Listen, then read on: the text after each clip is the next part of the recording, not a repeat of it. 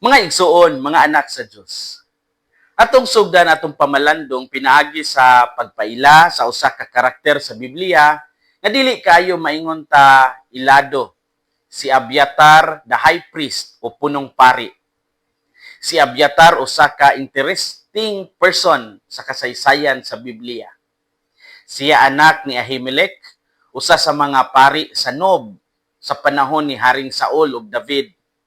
Sa dihang gipapatay ni Saul ang mga pari sa Nob, si Abiatar ang nakaikyas o midagan siya kang David. Tungod niini, nahimo siyang pari nga kanunay kauban ni David sa iyang pagpanaw o pakigbisog. Ang highlight sa kinabuhi ni Abiatar, kauban si David, panahon sa kagutom, mao ang panghitabo diha sa Nob. Sa dihang si David ug ang iyang mga kauban gigutom ug nanginahanglan og pagkaon ug ang mga pari nga nag-alagad didto naghatag kanila sa bread of the presence. Ang bread of the presence mao ang tinapay, ang pan nga gitagana alang lamang sa mga pari. Sa Biblia gisaysay nga si David miduol sa pari. Si Ahimelech ang naghatag apan kini nahitabo sa panahon nga konektado kang Abiatar kay siya man ang high priest. Bisan balaan ang tinapay ug sumala sa balaod, dili kini angay kaunon sa ordinaryong tao, gitugutan kini tungod sa kagutom ug kaluoy. Ang importante nga highlight dinhi mao nga ang pari mipili sa kinabuhi kaysa sa istrikto nga mga ritual ug ang Dios wala nagsilot niini nga buhat. Kini nga panghitabo na himong biblical nga example nga ang balaod sa Dios dili batok sa panginahanglan sa tao. Sa ebanghelyo naglakaw si Jesus ug ang iyang mga tinun-an sa kaumahan panahon sa Sabat. Ang mga tinun-an nanguha og uhay kay sila gigutom. Apan kini nahimong isyu alang sa mga Pariseo tungod kay kini gihimo man sa adlaw nga balaan alang sa pagpahulay. Ug mao nga gigamit ni Hesus ang istorya ni David ug ni Abiatar aron ipakita nga ang Sabat, ang adlaw igpapahulay ug tanang balaod gihimo alang sa tao. Sa panahon sa kagutom, ang kaluoy ug pagpanalipod sa kinabuhi nahimong mas taas nga prinsipyo kaysa seremonyal nga mga lagda. Unsay makutlo nato karon sa atong ebanghelyo? Unang punto, ang balaod gituyo alang sa kinabuhi, dili aron pamatyon ang tao. Mingon si Jesus, the Sabbath was made for man, not man for the Sabbath. Mark 2:27. Ang adlaw nga igpapahulay gihimo alang sa tao, dili ang tao alang sa adlaw nga ipapahulay. Pasabot nga ang Sabbath usa ka gasa sa Dios aron papahulayon ug buhion ang tao. Ang kinabuhi dili lang baya puros trabaho o puros mga obligasyon. Ang mga Pariseo nag-focus sa literal nga pagtuman sa balaod apan nakalimot sa unsa gayoy kinauyukan niini. Ang ilang pagsabot sa Sabat nahimong bugat ug wala na hinuoy kaluoy. Apan si Jesus nibalik sa orihinal nga tuyo sa Dios, ang balaod mag-alagad sa tao. Mao kini ang rason nga iyang gigamit ang istorya ni David ug ni Abiatar. Niadtong panahon ni David ug Abiatar the high priest, ang tinapay balaan ug gitagana ra gyud sa mga pari. Apan tungod sa kagutom, gitugutan si David. Ang panginahanglan sa kinabuhi mas bugat kaysa unsa pa nga ritual. Kini nagtudlo kanato nga ang relihiyon nga walay kaluoy mahimong makadaot sa tao.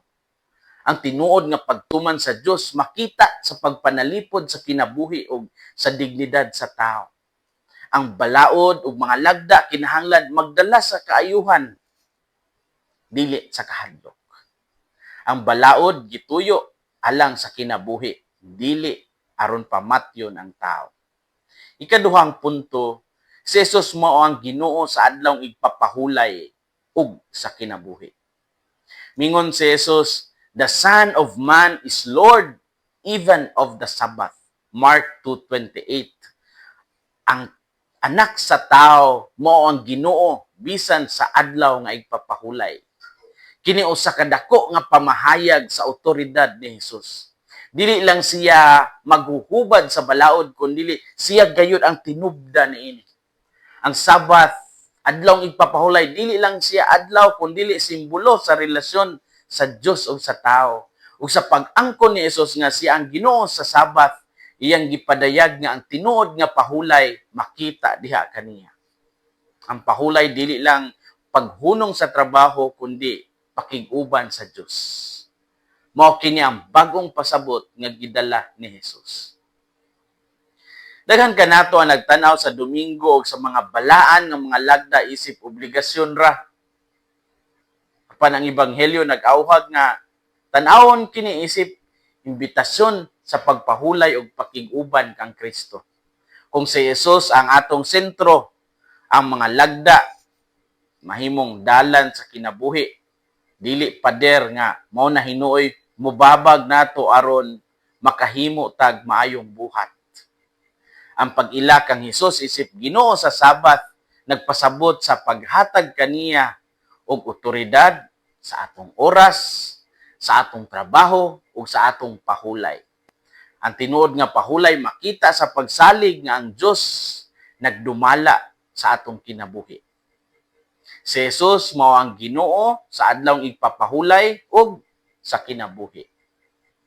Story time. Nainangutanan nako, Father, sa mga Hudiyo, unsa di ay ang mga bawal panahon sa Sabat? Daghan kaayo o detalyado. Bawal magtrabaho, bawal magdala og bugat nga mga butang, bawal bulaka og layo, bawal magluto, bawal manahi, bawal mag-ani. Bisan ang pagkuha og uhay, pagkutlog uhay, giisip nga trabaho. Ang adlaw gitagana lang yun alang sa pahulay o sa pagampo. Apan sa paglabay sa panahon, nadugangan kini og daghan pod nga mga interpretations. Ang balaod nahimong complicated na hinuon og lisod sundon. Mao nga ang uban mas nahadlok na sila nga masayop kaysa mahigugma sa Dios. Mao nga ang Sabat nahimo na hinuong day of tensions, dili rest. Mao kini ang nabantayan ni Hesus ug iyang gitul-id. Ang ebanghelyo nagpahinumdom nga ang balaan nga adlaw, ang Sabat, dili angay mahimong pabugat sa kinabuhi. Mga igsoon, mga anak sa Dios, ang balaod usa ka gasa, dili gapos. Ang Sabat o adlaw igpapahulay gihimo alang sa tao ug ang tinuod nga pahulay makita kang Kristo. Ang simbahan gitawag sa pagpakita og kaluoy. Ug sa pagsunod nato kang Hesus, atong masinati ang pahulay nga tinuod nga dili katugbangan sa kalibutan. Hinaot nga ang kasing-kasing ni Kristo maghari sa atong mga kasing-kasing. Kini si Father Felmar Castrodes, Fiel SVD, ang inyong magsisibya sa maayong balita. Gikan dinhi sa Radio Veritas Asia, hinumdumi ang kinabuhing Kristiyano, kinabuhi sa pagserbisyo.